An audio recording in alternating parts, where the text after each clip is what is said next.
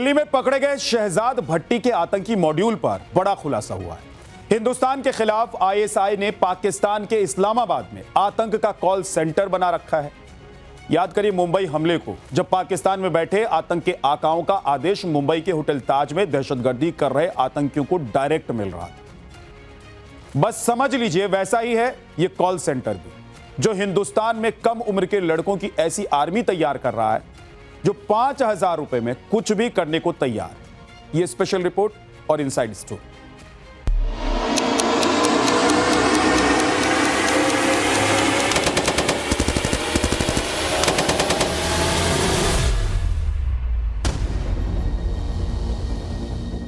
नवंबर 2008 में मुंबई हमलों के दौरान पाकिस्तान में बैठे आका लगातार मोबाइल और सैटेलाइट फोन के जरिए आतंकवादियों को निर्देश दे रहे थे।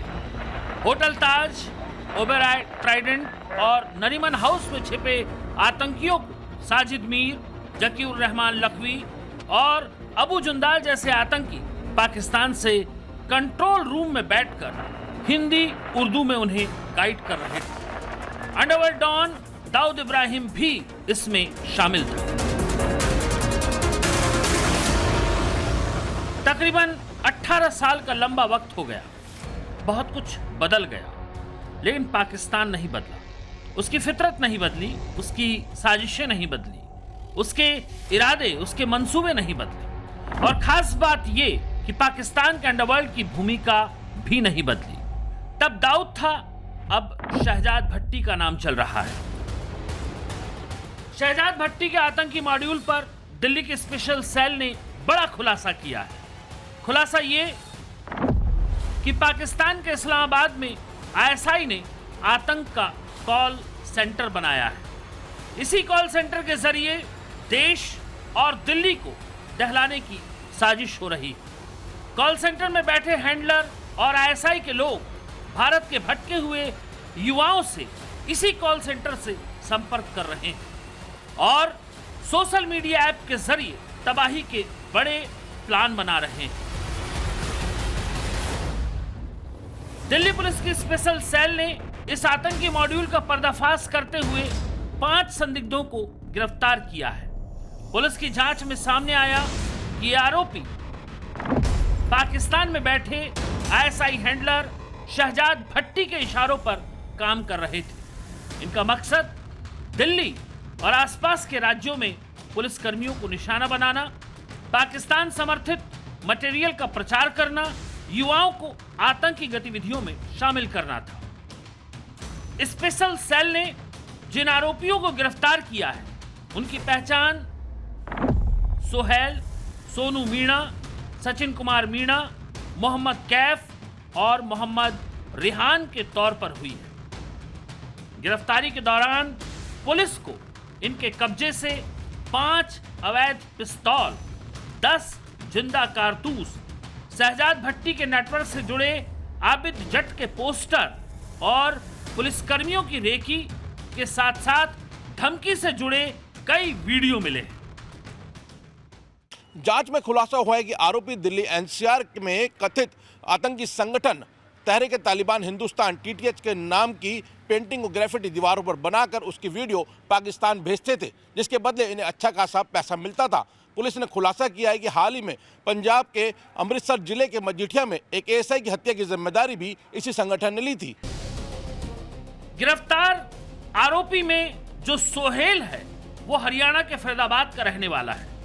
उस पर आरोप है कि उसने दिल्ली और फरीदाबाद में तहरीक तालिबान हिंदुस्तान यानी टीटीएच के नाम की ग्राफिटी बनाई और उसकी वीडियो पाकिस्तानी हैंडलर को भेजी। इस काम के लिए उसे 5,000 रुपए मिले। पहले भी कई आपराधिक मामलों में वो शामिल रहा है। वहीं इस गैंग में जो सोनू मीणा है वो दिल्ली के घिटोरनी का रहने वाला है। नेटवर्क के लिए हथियार जुटाने और फंडिंग करने का काम करता था। उसके पास से 3 पिस्टल और कारतूस बरामद हुए हैं। सोनू मीणा ने सोहेल को 5,000 रुपए भेजे थे। अगला नाम सचिन कुमार मीणा का है। जो राजस्थान के दौसा का रहने वाला है। सोनू मीणा का सहयोगी था ये। इसके पास से 2 पिस्टल और कारतूस बरामद हुए हैं। पुलिस की माने तो 5 आरोपियों में से नूह के रहने वाले मोहम्मद कैफ और मेरठ के रहने वाले रिहान को पुलिसकर्मियों, पुलिस स्टेशन और सुरक्षा प्रतिष्ठानों पर रेकी करने, इसके अलावा युवाओं की भर्ती करने, पुलिसकर्मियों पर हमला करने और ग्रेनेड फेंकने के लिए दिशा निर्देश दिए जाते थे। पुलिस को पूछताछ में पता लगा कि रिहान को पुलिसकर्मी पर हमला करने के लिए 3 लाख रुपए तक की पेशकश की गई थी। मॉड्यूल के 3 सदस्य पहले ही ऑपरेशन गैंगबस्ट 2.0 के तहत गिरफ्तार किए जा चुके हैं, जिसमें सोएब, अनमोल राय उर्फ अन्नू और रवि कश्यप शामिल हैं। जिसमें सोएब अमरोहा का रहने वाला था। पुलिसकर्मियों को मारने की धमकी वाला वीडियो बनाकर सोएब ने हैंडलर को भेजा था। इसके पास से एक देसी पिस्टल और 2 कारतूस बरामद हुए थे। अनमोल राय उर्फ अन्नू यह मध्य प्रदेश के निवाड़ी का रहने वाला था। इसके पास आबिद जट के पोस्टर लगाने का टास्क था। साथ ही इसको पुलिसकर्मियों पर हमला करने के भी निर्देश मिले थे। रवि कश्यप, जो यूपी के अमरोहा का रहने वाला था, इसने हथियार लहराते हुए पुलिसकर्मियों को धमकाने का वीडियो बनाया। एक देसी पिस्टल और 2 जिंदा कारतूस इसके पास से बरामद हुए थे। पुलिस फोर्स से लेकर धार्मिक नेताओं और स्थलों तक सब पर टारगेट फिक्स किया गया है। ये एक बड़ी प्लानिंग है। इसमें पाकिस्तान की खुफिया एजेंसी ISI लीड रोल में है। शहजाद भट्टी, उसका सहयोगी आबिद जट और खालिस्तानी इस पूरे ऑपरेशन को हैंडल कर रहे हैं।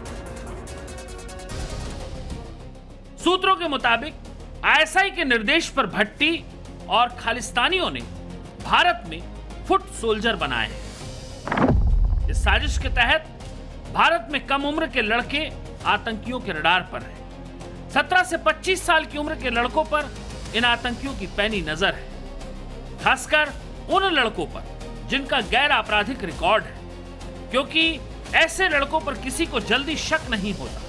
बताया जा रहा है कि कई सालों से आतंकी संगठन खालिस्तानी नेशनल आर्मी इसी काम या यूं कहें इसी मिशन में जुटी हुई है। खतरा बड़ा है, लिहाजा सुरक्षा एजेंसियां अलर्ट हो चुकी हैं। अभी हाल ही में बैक टू बैक 3 ईमेल से हड़कंप मच गया था।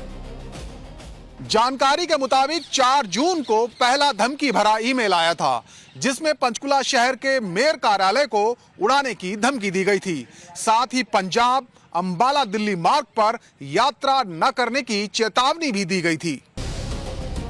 इतना ही नहीं, ईमेल में अमृतसर के दुर्गियाना मंदिर, पठानकोट के मुक्तेश्वर मंदिर, जालंधर के देवी तालाब मंदिर, भटिंडा के मैसर मंदिर, पटियाला के काली देवी मंदिर को निशाना बनाने का दावा किया गया। दूसरा धमकी भरा ईमेल 10 जून को आया। इसमें खालिस्तानी संगठन के नाम से दूसरी धमकी दी गई। इस बार पुणे के मेयर कार्यालय को लेकर चेतावनी दी गई थी। इसके साथ साथ नागपुर के RSS कार्यालय को भी बम से उड़ाने का दावा किया गया। कथित तौर पर यह धमकी भी खालिस्तान नेशनल आर्मी ने भेजी थी।